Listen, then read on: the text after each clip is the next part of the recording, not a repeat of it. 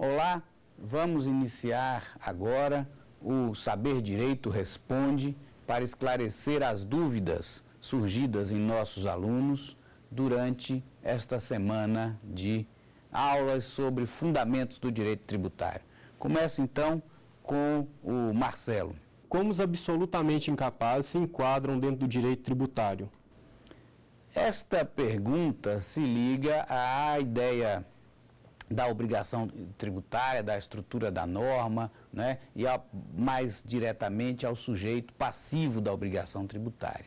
Esta questão está contemplada de forma direta no artigo 126 do Código Tributário Nacional, que diz que a capacidade tributária passiva, é dizer, a capacidade de ser sujeito passivo de um tributo, de ser obrigado ao pagamento de um tributo, independe da capacidade civil, da capacidade para os atos da vida civil. Ou seja, os absolutamente ou relativamente incapazes para os atos da vida civil são plenamente capazes para o pagamento de tributos. Evidentemente que pagarão tributo em nome próprio, mas representados ou assistidos por quem de direito, mas pagarão com seu próprio patrimônio, se tiverem, porque também se não tiverem não haverá tributo devido, os tributos incidentes sobre os bens que tenham, as atividades que exerçam.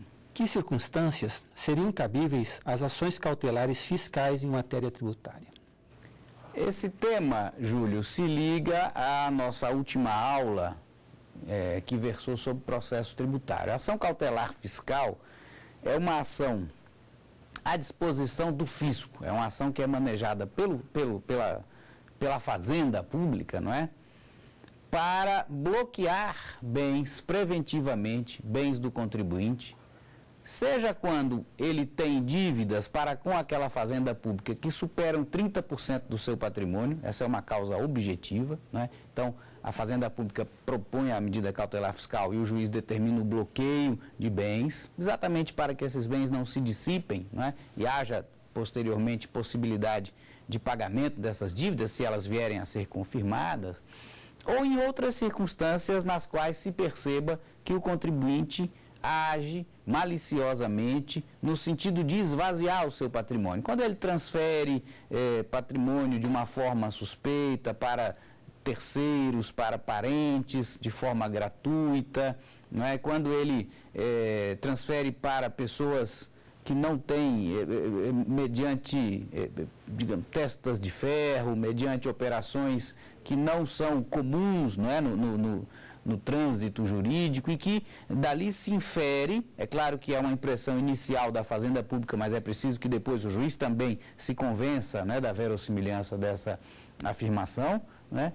E aí é a circunstância na qual a Fazenda Pública federal, estadual ou municipal, é uma lei federal, porque é uma lei sobre processo civil, mas que está à disposição de todas as fazendas públicas, então obtém esse bloqueio. E é importante dizer o seguinte: assim como nas medidas cautelares do Código de Processo Civil, né, quando ela é uma medida preparatória, é preciso que a execução fiscal seja proposta em até aqui 60 dias do deferimento da liminar. Se não for, esta liminar cai, perde vigência, né? Quando a execução fiscal já exista, mas a ideia seja bloquear bens de terceiros coobrigados para os quais a execução vai ser posteriormente redirecionada, então a propositura da execução, no caso, é representada pelo pedido de redirecionamento, que tem que ser feito em, repito, 60 dias do deferimento da liminar na ação cautelar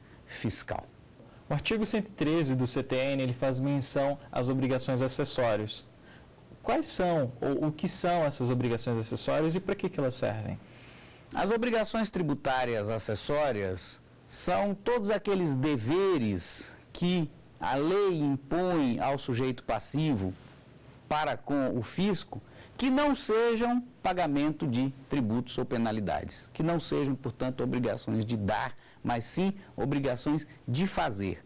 Preencher documentos fiscais, escriturar notas, declarações, todas essas obrigações que se chamam também obrigações declaratórias, né? Tudo aquilo que o contribuinte tem de prestar de informações sobre a sua realidade econômica, sobre os fatos geradores que pratique para o fisco. A obrigação acessória, ela não é um fim em si mesmo, né? Ela existe para facilitar a fiscalização pelo Estado do cumprimento pelo contribuinte da obrigação principal. Quer dizer, quanto mais informações eu dou ao fisco, obrigatoriamente, não por vontade própria, mas porque há uma imposição legal, melhores condições terá o fisco de verificar depois se eu adimpli ou não as minhas obrigações tributárias. Nesse sentido, elas são acessórias, mas não naquele sentido clássico do direito privado, de que o acessório segue o principal. Por que digo isso?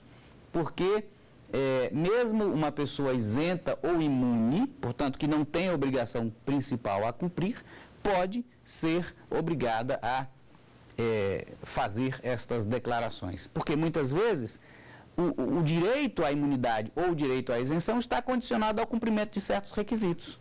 E o fisco só terá condições de saber se o contribuinte cumpre aqueles requisitos para se manter com o direito à imunidade ou à isenção, exatamente se ele cumprir se ele apresentar, né, as suas declarações, cumprir as suas obrigações acessórias. Portanto, não há aquela acessoriedade no sentido de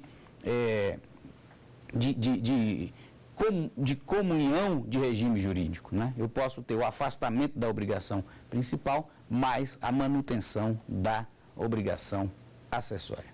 O lançamento tributário pode ocorrer sobre lei já revogada? Essa é uma pergunta importante, uma questão que traz um debate quase que já superado, mas que ainda suscita aí alguma controvérsia, que é sobre o momento do surgimento da obrigação tributária, do crédito tributário.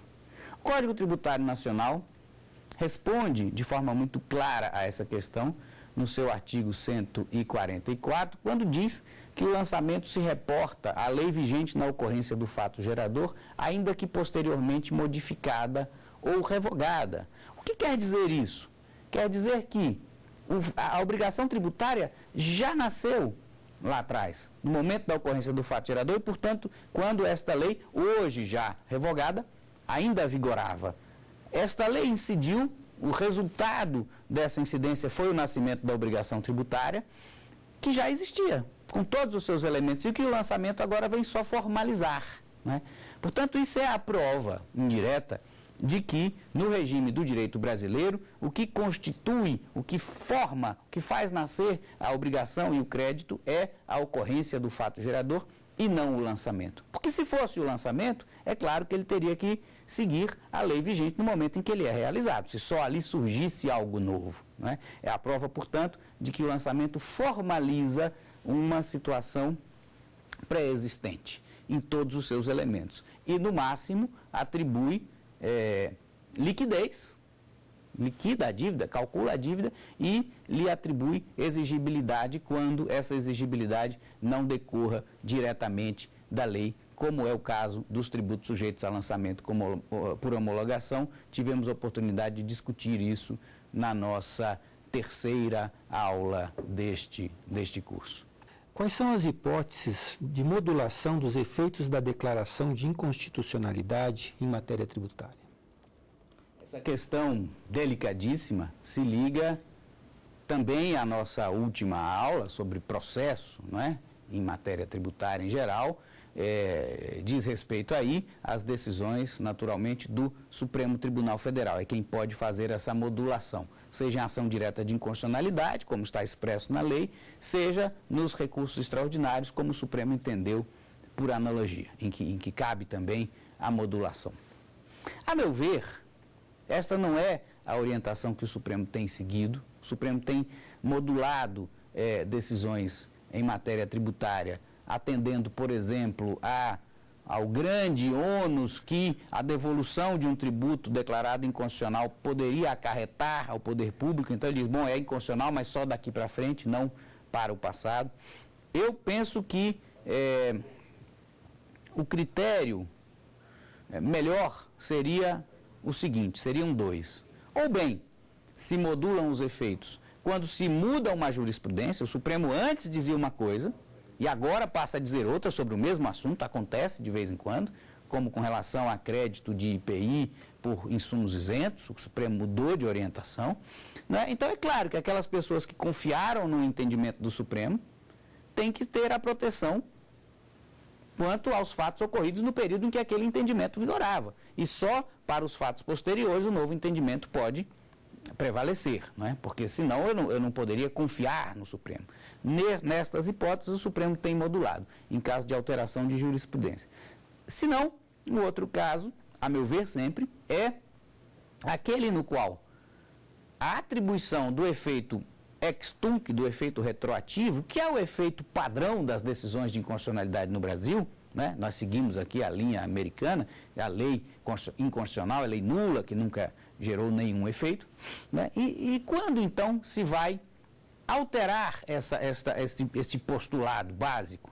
Quando, para mim, a atribuição do efeito retroativo prejudica o particular que cumpriu a lei de boa-fé e beneficia o Estado, que foi quem infringiu a Constituição, editando uma lei inconstitucional. Imagine-se, por exemplo, a declaração de inconstitucionalidade de uma isenção, né? E aí agora se diz, olha, essa isenção nunca existiu, você vai ter que pagar o tributo pelo período anterior à declaração de inconstitucionalidade. Ora, isso é um presente para o Estado. O Estado infringe a Constituição, porque editar uma lei inconstitucional é um ato ilícito. E qual será a consequência desse ilícito? Ele vai arrecadar mais dinheiro.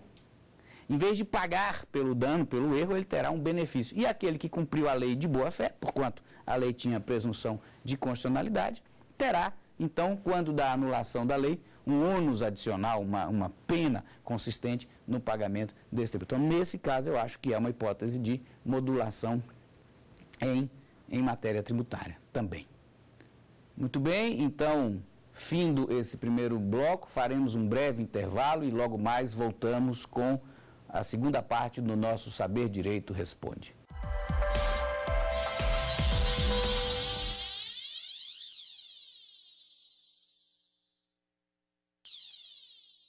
Estamos de volta com a segunda e última parte do nosso Saber Direito Responde, onde estamos atendendo às dúvidas surgidas nos nossos alunos durante o curso desta semana sobre fundamentos do direito tributário e, seguindo a ordem, voltamos então de imediato com a pergunta do Fabrício.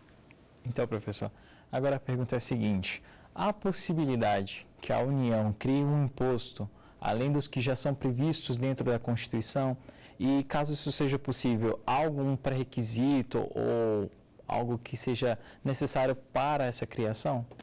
Estamos a tratar aqui da competência residual da União para a instituição de impostos e também de contribuições para o custeio da Seguridade Social, lá do artigo 195. Nessas duas figuras, a União tem a possibilidade de criação de novas incidências, além daquelas que a Constituição lhe dá, não é?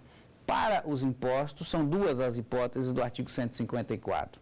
O imposto extraordinário de guerra, né, que pode ser criado por lei ordinária ou até por medida provisória, e não tem outros requisitos, portanto, ele pode inclusive repetir um imposto estadual ou municipal, ser um duplo, um clone de um imposto estadual ou municipal, né, e a gravidade da situação bem justifica a redução destas garantias, né, de não bis in idem.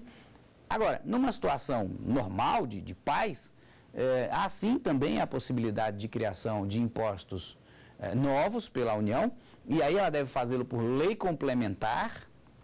Esse imposto não pode repetir fato gerador nem base de cálculo de nenhum daqueles já previstos na Constituição para os estados e municípios, e ele tem de ser, diz a Constituição, não cumulativo. Eu acho que aqui essa formulação é um pouco infeliz.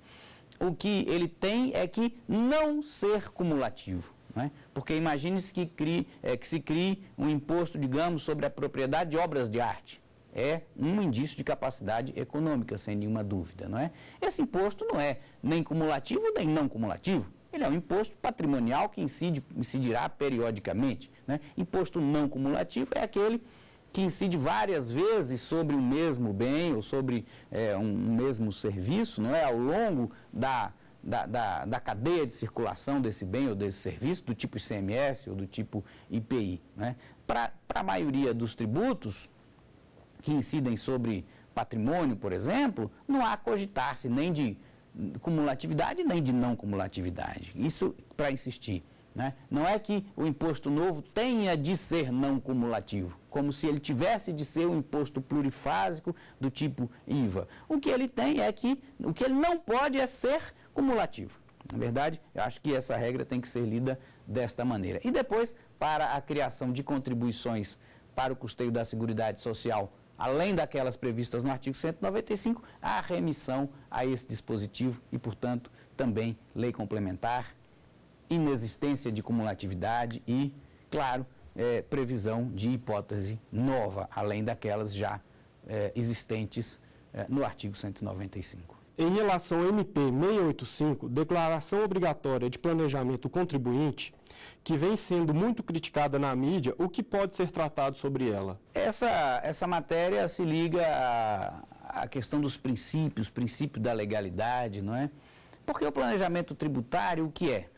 É a estruturação de uma operação pelo contribuinte de forma lícita. Ele quer um resultado econômico, ele tem diversos caminhos lícitos para chegar àquele resultado. É claro que, se ele for minimamente inteligente e bem assessorado, ele vai buscar, dentre todos os caminhos lícitos, aquele que lhe acarrete menor carga fiscal. Não é? O que essa MP 685 diz é: o contribuinte deve declarar anualmente os planejamentos tributários que fez no ano anterior. Até aí nenhum problema, o mundo inteiro tem exigido esse tipo de declaração. Como o planejamento é algo lícito, é algo que se faz à luz do dia, porque se não for já começa a ser suspeito, né? A obrigação de informar não é diferente.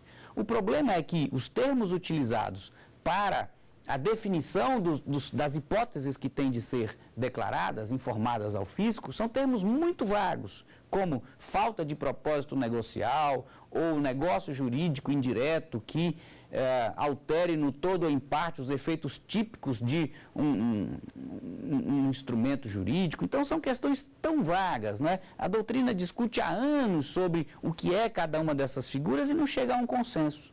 Pois bem, o que a medida provisória diz, olha, contribuinte, você identifique aí como for, se a sua situação se enquadra ou não em um desses termos extremamente genéricos, e se eu achar que se enquadra e você não tiver declarado, aqui que está o problema maior. Você terá a exigência do tributo, multa de 150% e persecução penal. Tudo isso com base em normas extremamente vagas, o que gera uma insegurança jurídica enorme. Esta medida provisória foi editada, já é objeto de uma ação direta de inconstitucionalidade, proposta no Supremo Tribunal Federal pelo Partido Socialista Brasileiro, PSB, e quero crer que não será aprovada pelo Congresso Nacional. Alguns estados têm instituído taxas de fiscalização sobre minérios e recursos hídricos. Pensando nos princípios do direito tributário, o que dizer sobre isso?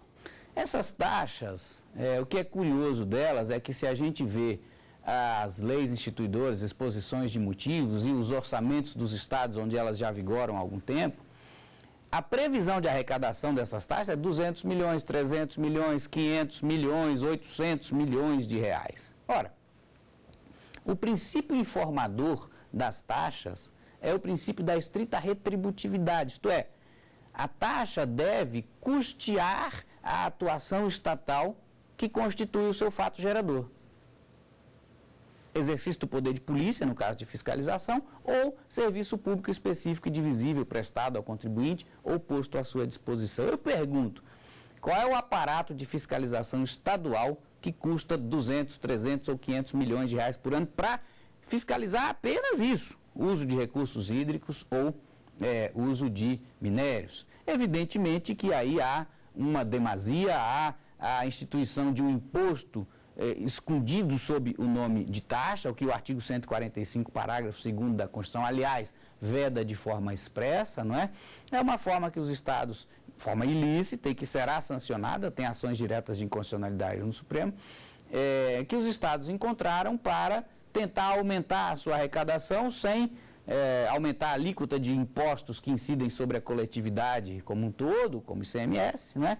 Portanto, escolhendo alguns setores que, ao ver dele, têm maior capacidade econômica, eventualmente até tem mesmo, mas o que importa é que capacidade econômica não é e nunca foi princípio orientador da quantificação das taxas. Qual a diferença existente entre a competência tributária e a capacidade tributária ativa? A competência tributária, tema também de uma das nossas aulas, da nossa primeira aula, é o poder de legislar sobre, no caso nosso aqui, tributos, de instituir por leis tributos. Essa competência só pertence aos entes políticos, União, Estados, Distrito Federal e municípios. A capacidade tributária ativa, falamos ainda há pouco da capacidade tributária passiva dos incapazes, a capacidade tributária ativa é a condição de estar no polo ativo da relação obrigacional que surge com a ocorrência do fato gerador. Em princípio, esta competência tributária ativa pertence ao ente competente, isto é, quem legisla cobra.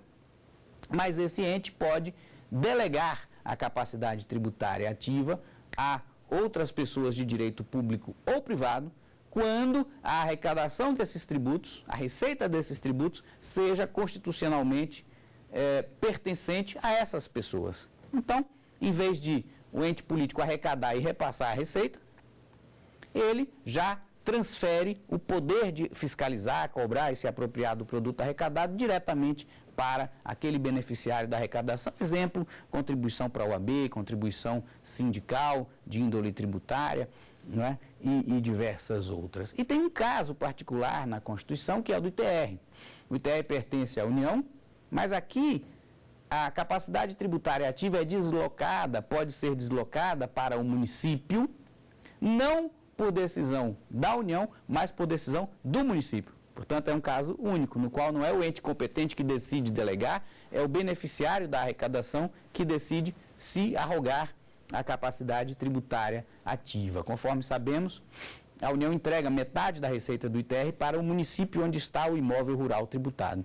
Agora, se o município quiser, ele edita uma lei, passa a arrecadar o ITR e fica com 100% da receita. Isso é uma regra que foi introduzida na Constituição por uma emenda constitucional. A decadência como apresentada durante o curso de Direito nunca se suspende ou interrompe.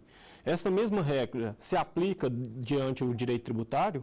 Essa é quase uma curiosidade do direito tributário.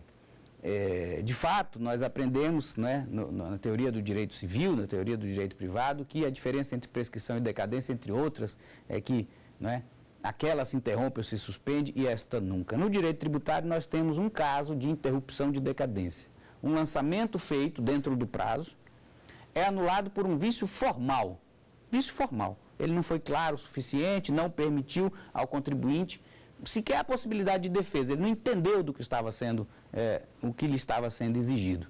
Não por uma questão de mérito, mas simplesmente porque formalmente aquele lançamento foi imprestável. Então ele é anulado e da decisão final que o anula, diz o artigo 173, inciso 2 do Código Tributário Nacional, o fisco terá 5 anos para refazer o lançamento. Então, aquela decadência que já tinha corrido lá atrás e que tinha sido satisfeita, porquanto o primeiro lançamento foi feito dentro do prazo, né? Esse lançamento é anulado e tem-se uma nova decadência para fazer outro lançamento. Então, é uma questão assim que fica aí para a memória, para a lembrança de todos. Bom, com isso, encerramos o Saber Direito Responde, agradecendo a audiência, a atenção de todos e a presença aqui no estúdio dos nossos alunos. Muito obrigado. Tem dúvidas sobre o assunto? Então mande um e-mail para saberdireito@stf.jus.br. Você também pode estudar pela internet acessando o site tvjustiça.jus.br.